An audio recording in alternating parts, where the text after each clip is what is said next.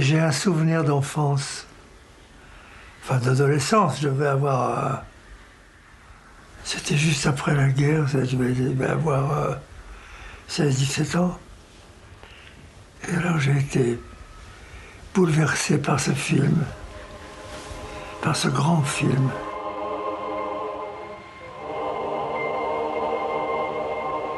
Car je considérais que le cinéma était fait pour le rêve.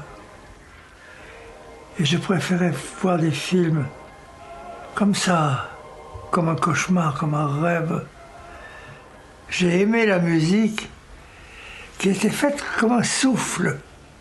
Et puis je me rappelle que les décors étaient des décors humains. Les bras qui étaient les bougies, qui sortaient des murs, étaient des bras vivants. La bête qui était magnifiquement inventée. Ce visage violent, meurtrier, et si doux à la fois. C'était formidable. Et puis, il faut dire que Marais, c'est un personnage que j'ai connu à peu près, que j'ai beaucoup aimé, très attachant, un homme de l'art, un homme forcément du rêve lui aussi.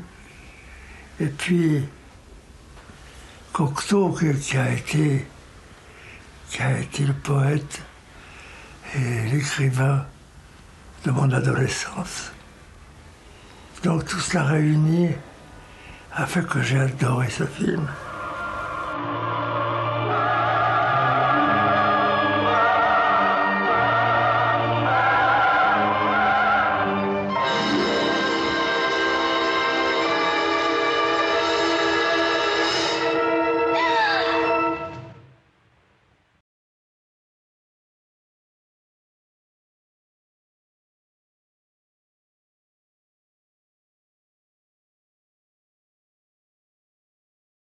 La Belle et la Bête de Jean Cocteau. J'ai peur que ça soit pas très facile pour moi d'avoir un discours, d'en dire quelque chose d'un tout petit peu construit, parce que c'est un film extrêmement constitutif dans ma vie. Je l'ai vu pour la première fois à 7 ans. C'était, je crois, c'était une époque où évidemment on voyait beaucoup moins de films et d'images, et on avait la télévision depuis très peu de temps. Et j'ai eu l'impression que le film est absolument entré en moi et qui me constitue. L'une des choses les plus frappantes pour moi de La Belle et la Bête, c'est que c'est un film obsédé par la question de la croyance. C'est d'ailleurs l'un des premiers cartons, enfin il y a une sorte de banc-titre au début du film avec un texte Cocteau qui n'est que sur cette question-là, qui est vraiment à la fois sur la croyance dans l'histoire qu'il est en train de nous raconter, et dans la croyance dans les pouvoirs du cinéma de raconter au mieux cette histoire.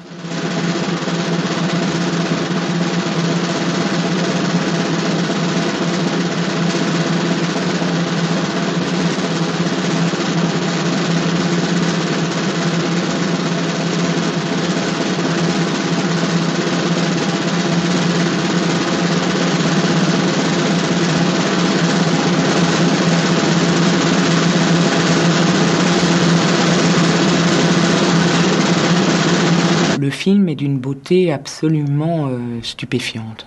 Et c'est une beauté qui est au plus loin d'une forme d'académisme ou d'une beauté un peu poussiéreuse. C'est une beauté frémissante, sensible, sensorielle, incarnée, bricolée par moments, avec des inventions visuelles permanentes qui peuvent aller jusqu'à des choses presque expérimentales. Et tout ça, c'est évidemment grâce à Jean Cocteau, mais aussi à ses 2 ou 3 collaborateurs les plus décisifs sur ce film-là, et qu'on est vraiment obligé de citer. C'est Henri Alcan à l'image, qui est sans doute le plus grand chef opérateur français du XXe siècle.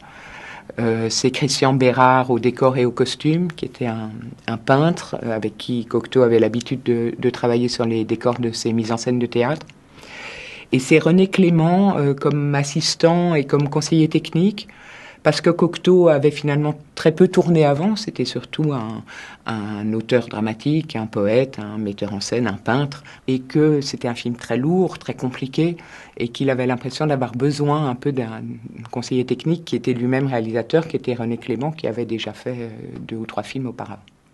Le film se passe donc sur 2 pôles assez distincts, enfin dans 2 endroits assez distincts, qui est d'un côté la maison bourgeoise régie par les règles sociales de l'époque, et de l'autre le domaine, le royaume de la bête, régi par des règles tout aussi précises, mais qui sont des règles magiques. Et donc c'est en particulier pour nous faire croire en permanence à ce qui se passe de magique dans le domaine de la bête que Cocteau ne cesse d'inventer des procédés cinématographiques inédits, tous plus sidérants et beaux les uns que les autres. Voilà.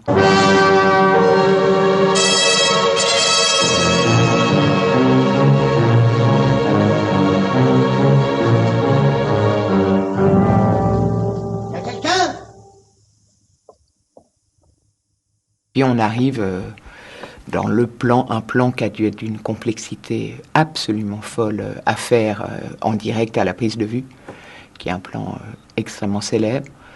Au lieu de s'allumer, en fait, la prise de vue est à l'envers et les candélabres s'éteignent dans une sorte de souffle comme ça, successivement. Et je me demandais si les candélabres étaient eux à l'envers, mais si le comédien était à l'endroit. Et puis, à vrai dire, en revoyant le plan, je me suis aperçu que c'était à peu près impossible parce qu'il y a des superpositions et tout ça. Et à mon avis, ça veut dire qu'ils ont fait tourner le tout du plan à l'envers et que donc le comédien devait reculer au lieu d'avancer.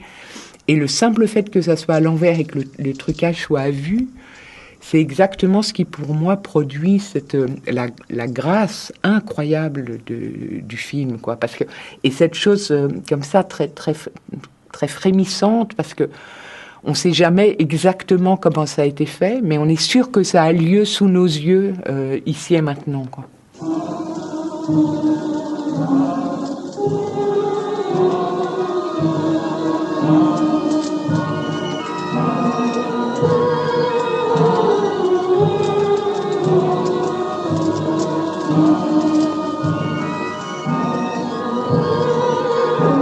Il y a ce plan-là qui, pour moi, est un plan merveilleux où ça doit être juste un léger ralenti.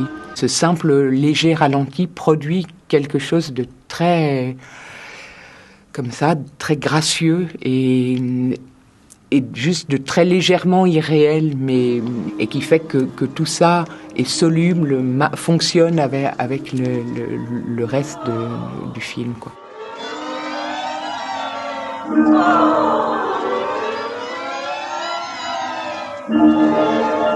J'ai l'impression que le cinéaste avec lequel Cocteau communique le plus, en fait, au même moment, dans les années 40, à la fois par cette invention visuelle perpétuelle, permanente, plan après plan, et à la lumière, et à la machinerie, et dans des procédés de prise de vue inédits qui s'inventent pour ce film-là.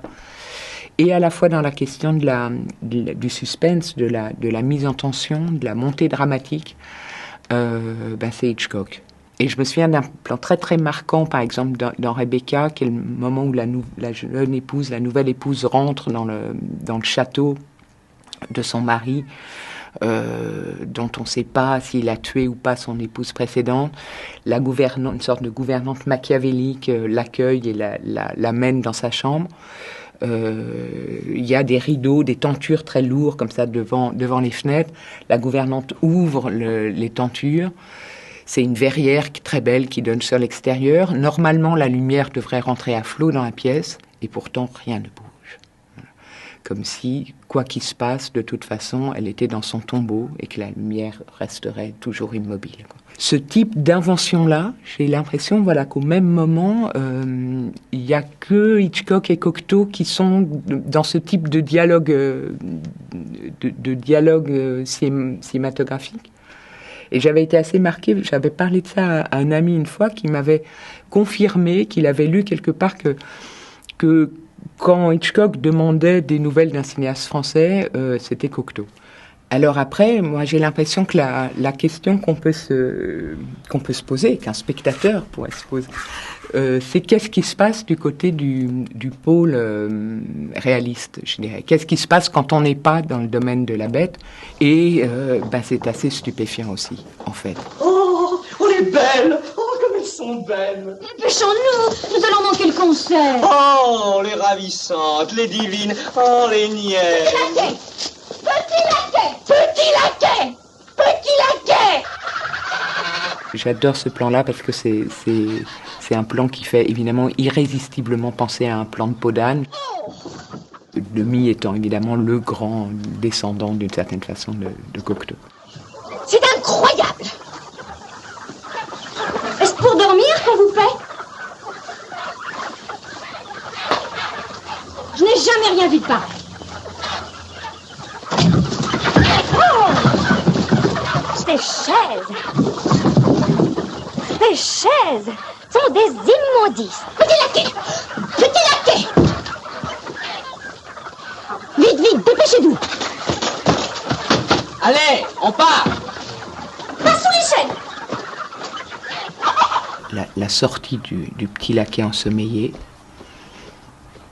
qui est une chose absolument merveilleuse. J'ai l'impression que en 5 secondes, que ce personnage, on l'oubliera jamais, quoi. Qu'il a un niveau d'incarnation, de saveur, quelque chose de presque érotisé, enfin, qui est de toute façon Un Bel et la Bête, et un film très, très érotique par moments. Moi, ce que je trouve dingue dans cet extrait, c'est qu'on voit très bien l'espèce de vitalité du film, quoi, d'allant joyeux, d'humour, d'espièglerie. Enfin, il y a une chose très malicieuse comme ça, et en même temps d'absolue modernité de jeu. C'est en même temps très beau et très vivant tout le temps. Donc là, on a vu 2 extraits, mais en fait, on n'a jamais vu ni La Belle ni La Bête. Parce que ça, j'ai envie de dire, ça se mérite. Je pense qu'il faut voir le film dans son intégralité. Bon, moi, c'est les scènes entre deux qui sont les scènes qui m'ont le plus marqué et qui, je pense, sont les plus sublimes vraiment du film. Le tout du film, d'une certaine façon, est un long processus d'apprivoisement entre la belle d'un côté et cette bête qui a les apparences d'une bête, mais qui n'est pas qu'une bête. Et moi, je crois que si le film m'a autant marqué, c'est vraiment sur le fait d'expérimenter pendant le temps de la projection, d'avoir aussi peur, parce que j'avais vraiment, je crois que peu de films m'ont fait aussi peur dans ma vie, mais que peu à peu, par ce processus d'apprivoisement entre la belle et la bête, il y ait quelque chose de l'ordre de l'acceptation de cette peur qui se dénoue. Et je voyais bien en même temps que l'endroit de cet apprivoisement, d'une certaine façon, le domaine magique du film, c'était aussi d'une certaine façon le pays du cinéma. Et je crois que le film m'a vraiment dit, va dans ce pays-là, dans le pays du cinéma, parce que dans ce pays-là, tu auras moins peur. Et c'est ce que j'ai fait.